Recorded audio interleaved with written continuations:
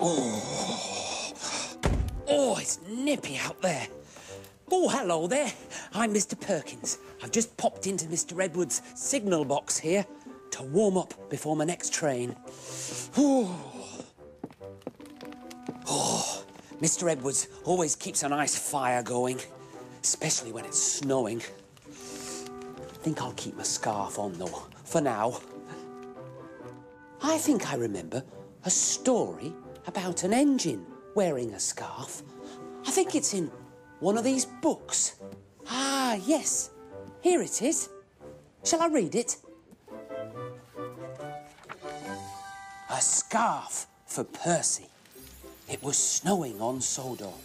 Thomas and Percy were awake early and feeling cold and cross. Thomas wanted a warm boiler, but Percy thought he'd be warmer still if he had a scarf. There, you see. Thomas thought it was a silly idea. Percy with a scarf round his funnel?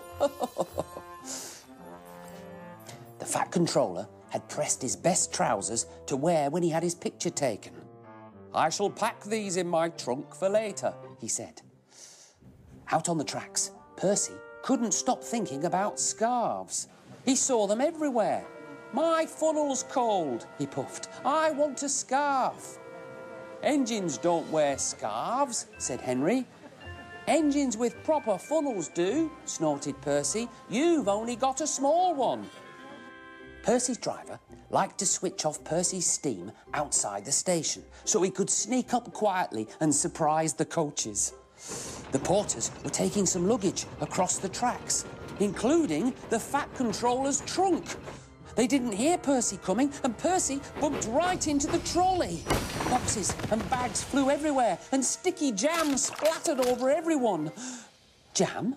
Where did jam come from? Oh, maybe Lady Hat packed a picnic in case they got hungry. And the Fat Controller's best trousers ended up wrapped round Percy's funnel, just like a scarf. Everyone was very sticky and very cross. Back at the sheds, Percy's driver cleaned him up. "It's going to be warmer tomorrow, Percy," said Henry. "You won't need a scarf." "Certainly not," said Percy. "Engines don't need scarves. Engines need warm boilers. Everyone knows that." Well, I think I'm warm enough now. Don't think I need my scarf anymore. Not until I go back outside in the snow.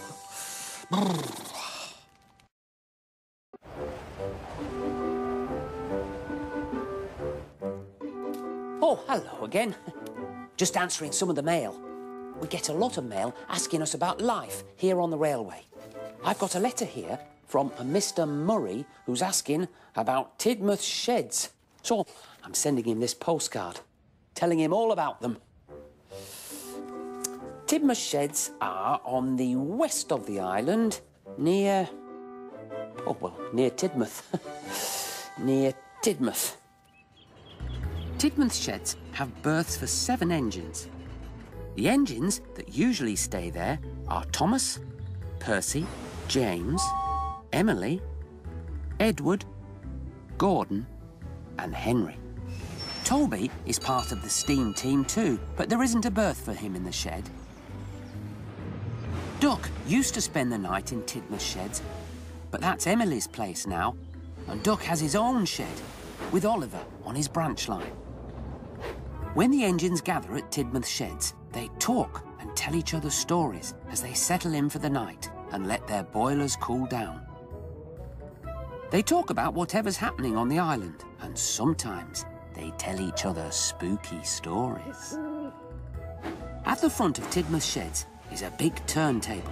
This is so the engines can turn around and back into their places. That way, they're facing out and ready to go in the morning. Once, Percy thought he'd seen a monster in the night, and he ran straight into the sheds without turning round.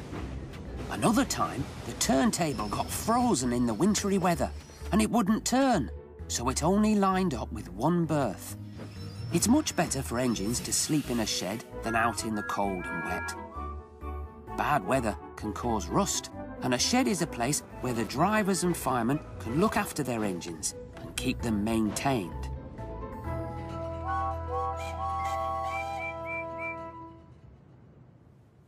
Best wishes, Mr. Perkins. There, now, just put a stamp on this.